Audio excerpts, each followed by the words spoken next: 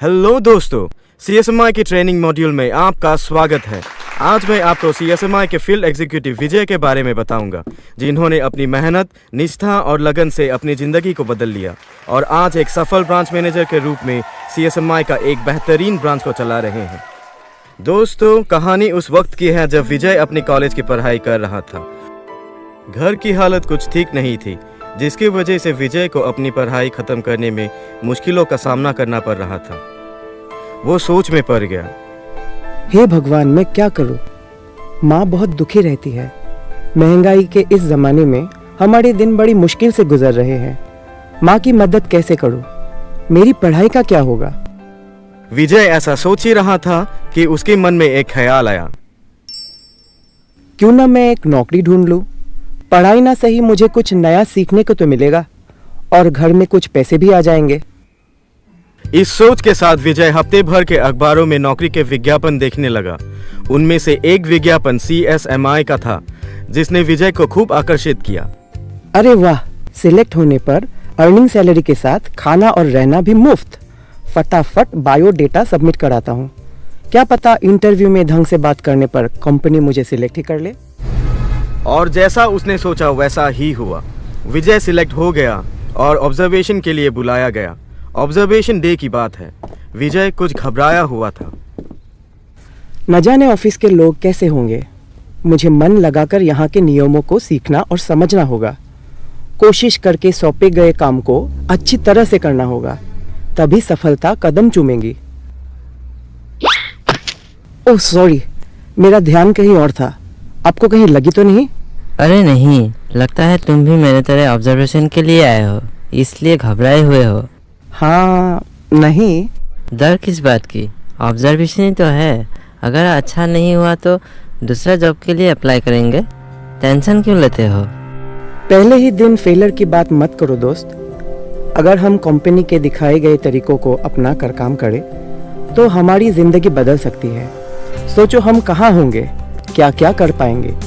सो तो है। By the way, मेरा नाम विराम है। तुम्हारा? विजय। चलो अब अंदर चलते हैं।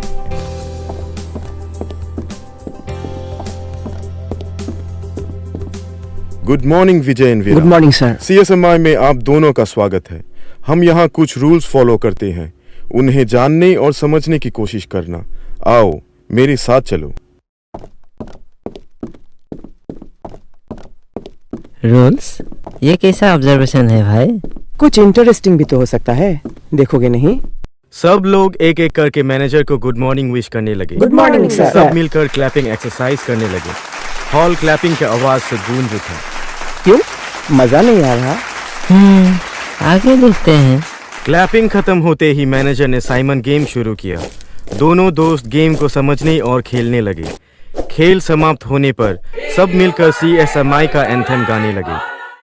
फिर सब अपने निर्धारित फील्ड वर्क के लिए निकल पड़े।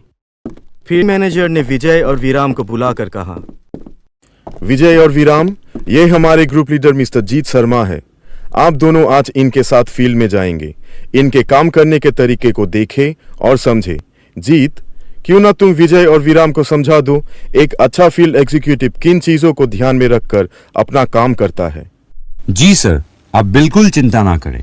मैं विजय और विराम को चलते चलते हर एक चीज की जानकारी दे दूंगा। गाइस, मैंने अपने बैग में कंपनी की प्रोडक्ट्स, डायरी और बिल बुक भर लिया है। हर एग्जीक्यूटिव फील्ड में जाने से पहले ये तैयारी कर लेता है। फील्ड ड्यूटी से आते ही मैं आप दोनों को एक छोटा सा टेस्ट दूंगा। अगर आपके आंसर सही हुए तो ब्रांच मैनेजर की ट्रेनिंग के लिए आप चुने जाओगे। इसीलिए ध्यान से देखिए मैं कस्टमर से कैसे बातचीत करता हूँ। Yes sir. कुछ दूर चलने पर ग्रुप लीडर जीत बोले, हम अपने कस्टमर से मिलने वाले हैं। आपको बता दूं कि बातचीत के दौरान इन चीज़ों को याद रखना बहुत ज़रूरी है।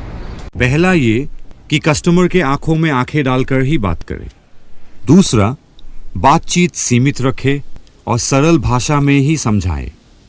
तीसरा, कस्टमर के हाथ में प्रोडक्ट देकर उसके गुणों के बारे में बताएं। ये याद रखें कि आपको एक सेल्समैन की तरह नहीं बल्कि एक दोस्त की तरह बातचीत करनी है। अपनी एटीट्यूड पॉजिटिव रखें और एक के बाद एक कस्टमर को मिलते जाएं। 100 में से 10 लोग ज़रूर आपसे प्रोडक्ट खरीदेंगे।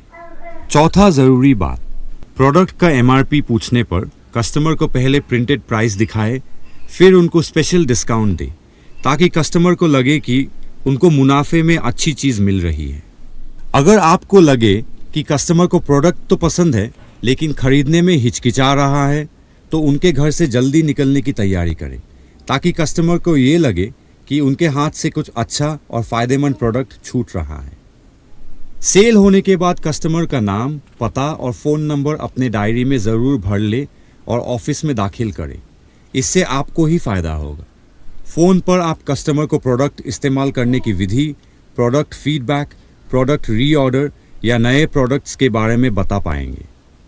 आखिरी ध्यान देने वाली बात, अगर लगे कि कस्टमर को और भी दूसरा कुछ दिखा सकते हैं तो ज़रूर दिखाएं, क्योंकि यदि कोई फील्ड एग्जीक्यूटिव एक दिन में 6 प्रोडक्ट सेल करता है तो कंपनी उसे हाई रोल, और 8 प्रोडक्ट सेल करने पर लीडर को हाई रोल देता है। वैसे ही 10 प्रोडक्ट सेल के लिए RTB, 12 के लिए KTB, 14 प्रोडक्ट सेल पर इम्पैक्ट, 16 प्रोडक्ट सेल पर एक्सीलेंट और 20 प्रोडक्ट सेल होने पर कंपनी BTB ऑफर करेगी। सर, क्या ये सारे टारगेट एक ही दिन में हासिल करने हैं? अरे नहीं, ज़्यादा टारगेट्स हासिल करने के लिए कंपनी आपको 30 से 45 दिन देता है।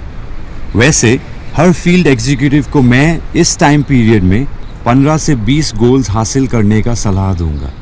ऐसे करने से आपको प्रमोशन जल्दी दिया जाएगा। अब मैं कस्टमर से कैसे बातचीत करता हूँ वो देखो। इतना कहकर ग्रुप लीडर अपना पहला कस्टमर से मिला और वो सब कुछ किया जिनके बारे में उन्होंने विजय और विराम को कहा था। ये देखकर विराम बोला, कस्टमर अच्छा था, इसलिए 2-4 प्रोडक्ट ले लिया। मुझे नहीं लगता ये हर जगह होने वाला है। पर तुमने देखा नहीं, सर ने बिना टाइम खर्च किए झटपट कैसे कस्टमर को कन्विंस करके प्रोडक्ट सेल कर दिया। इतना भी हैरान मत हो, दूसरी जगह देखते हैं। पर दूसरा क्या, हर जगह जीत शर्मा ने कुछ ना कुछ सेल किया। जब 1-2 जगह पर कस्टमर नहीं मिले तो विराम बोल उठा, ये क्या सर, कस्टमर तो है ही नहीं, बेकार इतना घूम रहे हैं। वैसे भी 50 लोग तो मिल ही चुके होंगे, क्या और घूमना जरूरी है? अरे हमें तो दिन में 300 लोगों से मिलना चाहिए, पर क्योंकि तुम थक चुके हो, चलो इस होटल में थोड़ी चाय पी लेते हैं, फिर तुम्हें समझाता हूँ। देखो, ये सच है कि पिछले 2 जगह पर हमें कस्टमर नहीं मिले, पर ये तो हर जगह होता है।